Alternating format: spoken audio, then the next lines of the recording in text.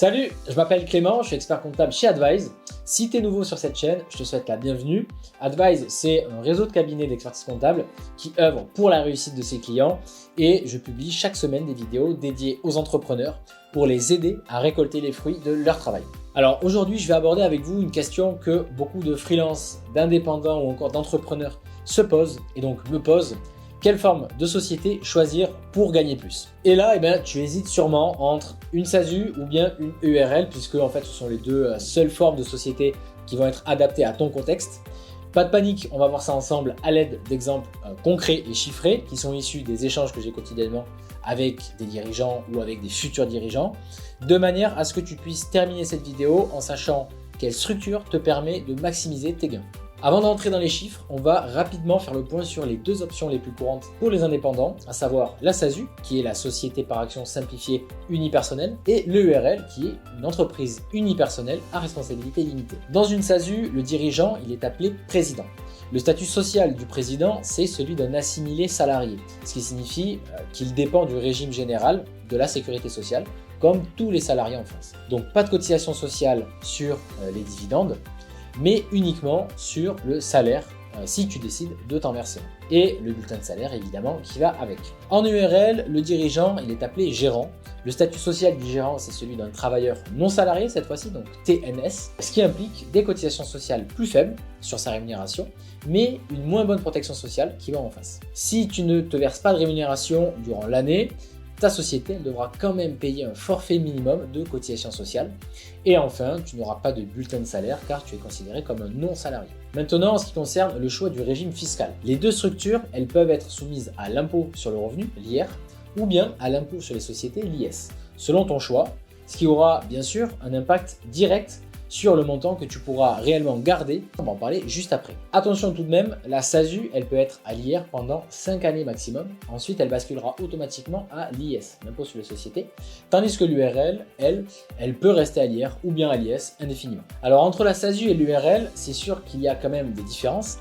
Et heureusement d'ailleurs, mais elles ont également un certain nombre de points communs, à commencer par la notion de responsabilité limitée. Ça veut dire quoi? Ça veut dire que tu choisisses la SASU ou l'URL, ton patrimoine personnel, il est protégé. Donc en d'autres termes, si ton activité elle rencontre des difficultés et que tu accumules des dettes, eh bien tes biens personnels ils ne seront pas touchés, ils ne seront pas saisis, sauf si tu as commis des erreurs de gestion majeures. Donc je vais prendre un exemple pratique et concret. Si tu crées une SASU ou bien une URL avec un capital social de 1000 € et que ta société elle fait faillite pour une insuffisance d'actifs, avec des dettes de 50 000 € et que tu n'as pas commis de faute de gestion majeure, eh bien, tu ne seras tenu responsable que pour les 1000 € que tu as investis au capital au départ. Le reste des dettes ne touchera pas ton compte personnel, ni ta maison, ni ta voiture. Donc c'est une notion qui est faite pour protéger les entrepreneurs, pour les encourager aussi à se lancer sans risquer leur patrimoine personnel. Évidemment, l'objectif, c'est de créer des sociétés rentables qui permettront de te payer toi et de payer tout le monde, mais il arrive que les plans ne fonctionnent pas toujours comme prévu.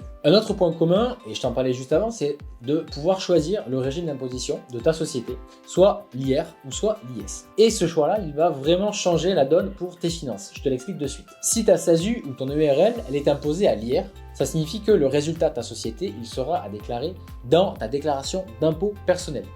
Imaginons que tu réalises 40 000 € de bénéfices en 2024 sur ta société. Donc en mai 2025, tu vas devoir reporter 40 000 € sur ta feuille d'impôt et tu vas être imposé dessus au taux d'impôt personnel. Admettons que tu sois sur la tranche du barème à 30%, eh bien tu vas devoir donc payer 30% de 40 000 €, c'est-à-dire 12 000 € d'impôt sur le revenu.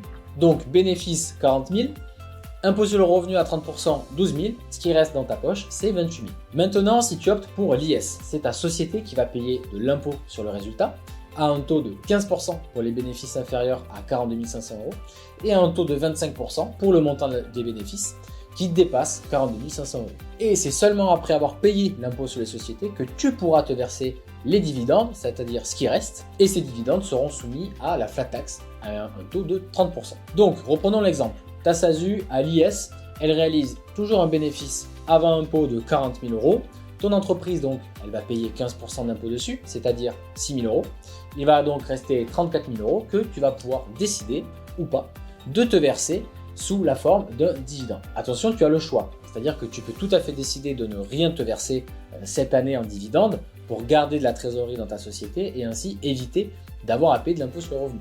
Mais si tu décides de te verser l'intégralité de ce montant en dividende, eh bien tu devras payer 30% de flat tax sur cette somme-là, c'est-à-dire 10 200 € d'impôt sur le revenu. Donc ici, le bénéfice avant impôt sur les sociétés, c'est 40 000.